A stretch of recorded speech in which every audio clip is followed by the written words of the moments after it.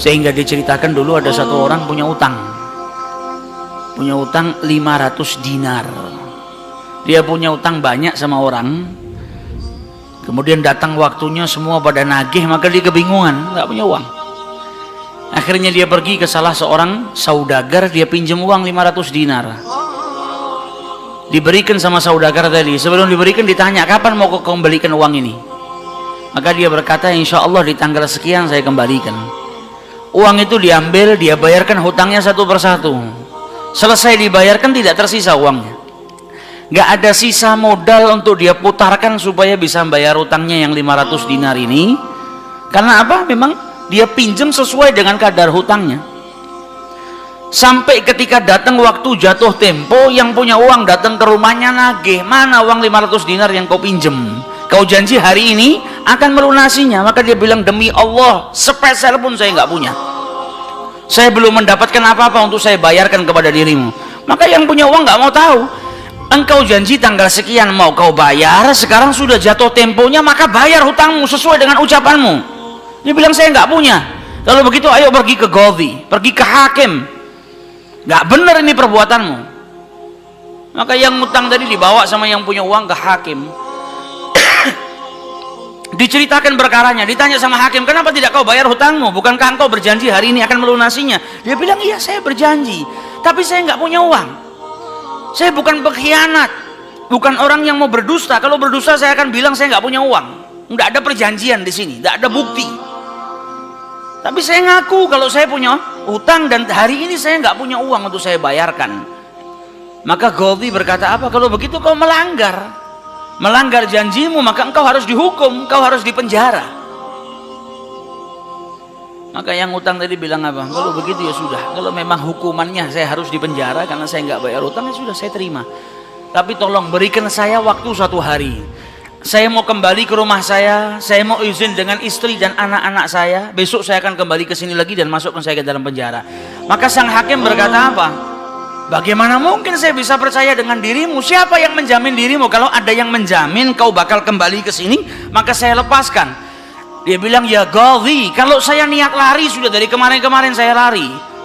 Kalau saya niat lari, saya nggak datang ke sini. Maka percayalah saya akan kembali di esok hari. Maka kata Qadhi, jaminannya apa? Akhirnya lelaki tadi bilang apa? Jaminannya yang menjamin saya adalah Rasulullah SAW. Maka sang hakim bingung. Maksudmu yang menjamin Rasulullah ini bagaimana?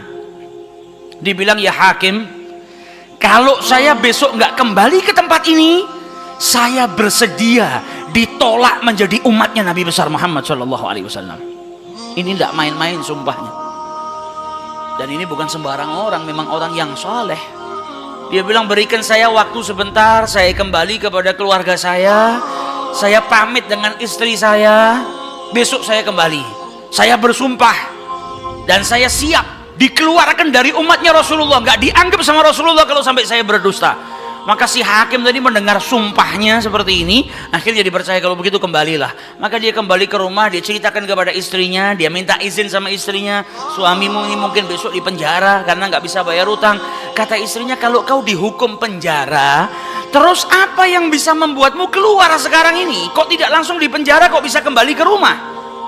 Kata suaminya, karena saya mendapatkan jaminan. Dari siapa? Dari Rasulullah. Dia ceritakan, saya bersumpah kalau saya nggak kembali di esok hari, saya rela tidak dianggap sebagai umatnya Rasulullah SAW. Maka istrinya berkata, selagi engkau ini mendapat jaminan dari Rasulullah atau kau menjaminkan Rasulullah SAW, maka ayo kita perbanyak sholawat. Semoga Nabi besar Muhammad SAW benar-benar menjamin dirimu. Nah, sholawat itu manfaatnya besar. Sholawat ini berkahnya luar biasa. Maka si suami sama si istri kemudian diperbanyak sholawat, membaca sholawat yang sangat banyak sampai mereka akhirnya tertidur. Yang laki yang punya utang tadi ketika tidur mimpi berjumpa dengan Rasulullah SAW. Dan Nabi dalam hadisnya telah bersabda, man ra'ani fakat ra'ani haqqa. Siapa yang mimpi berjumpa dengan diriku, maka sesungguhnya itu aku. Karena syaitan gak bisa menyerupai Nabi besar Muhammad SAW. Dan orang yang dalam hatinya ada mahabbah, orang yang rindu, orang yang membersihkan dirinya, orang yang memang benar-benar ingin berjumpa dengan Rasul SAW, akan diperjumpakan oleh Allah Subhanahu Wa Taala dalam mimpinya ataupun dalam keadaan yaqdzatan. Karena Nabi pun menjelaskan ada orang-orang yang bisa melihat Rasulullah SAW dalam keadaan sadar. Sebagaimana dulu diriwayatkan ada seorang santri kepingin ketemu sama Rasulullah, pingin mimpi. Tanya sama gurunya, sama kiainya, ajarkan kepadaku caranya mimpi ketemu Rasulullah itu bagaimana. Kata kiainya, apa? Gampang. Nanti malam kau makan ikan asin yang banyak, setelah makan jangan minum, kau tidur. Maka dia bingung, apa hubungannya ikan asin dengan mimpi ketemu Rasulullah? Praktekkan. Ini kiai mau mendidik santrinya yang betul-betul kepingin berjumpa dengan Rasulullah, pingin mimpi dengan Rasul SAW. Maka malam hari datang, dia makan ikan satu piring, setelah itu nggak minum, tidur. Bangun tidur, dia pergi ke gurunya, marah, mana saya nggak ngimpi ketemu Rasulullah. Kata gurunya, apa yang kau impikan? Kau mimpi ngelihat apa? Kata santri tadi, saya mimpi ngelihat laut, ngelihat sungai, ngelihat hujan, ngelihat air terjun. Kata gurunya, karena sebelum tidur yang kau rindukan adalah air. Kau makan ikan asin sehingga kau kehausan. Yang kau rindukan dan kau dambakan air. Maka apa yang kau rindukan dan apa yang kau dambakan datang dalam mimpi. Coba setiap kali kau tidur kau rindu dengan Rasulullah. Coba setiap kali kau tidur kau ingin sekali dan minta sama Allah Subhanahu Wa Taala agar diperjumpakan dengan Rasul Sallallahu Alaihi Wasallam. Maka kau akan diperjumpakan dengan Nabi besar Muhammad Sallallahu Alaihi Wasallam. Nah, ini yang diajarkan sama para ulama. Ini yang punya utang dari mimpi ketemu Rasulullah Sallallahu Alaihi Wasallam. Dalam mimpinya apa kata Rasulullah? Kau jangan takut, jangan gelisah. Orang yang mahabbah, baca sholawatnya bukan sekedar baca, tapi baca dari lubuk hatinya, baca dengan penuh kecintaan.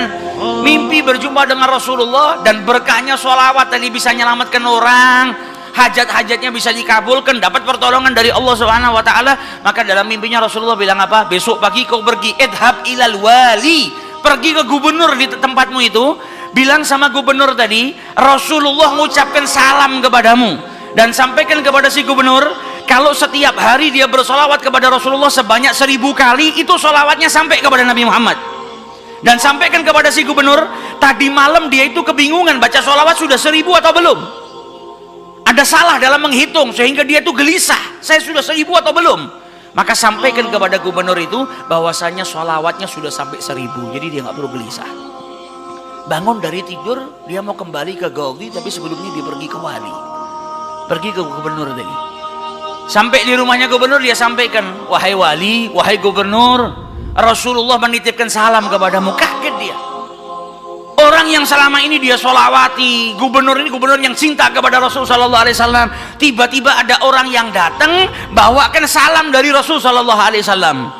Nabi Muhammad berkata kepadamu, wahai gubernur, solawatmu yang kau baca 1000 kali setiap hari sampai kepada Rasulullah. Dan tadi malam ketika engkau kebingungan solawatmu itu sudah 1000 atau belum, ternyata sudah 1000. Nabi ngabarkan kau jangan takut, jangan gelisah, karena solawatmu seperti biasa, istiqomah kau baca, jumlahnya sudah 1000. Dan Nabi Muhammad minta engkau bantu diri saya untuk melunasi hutang.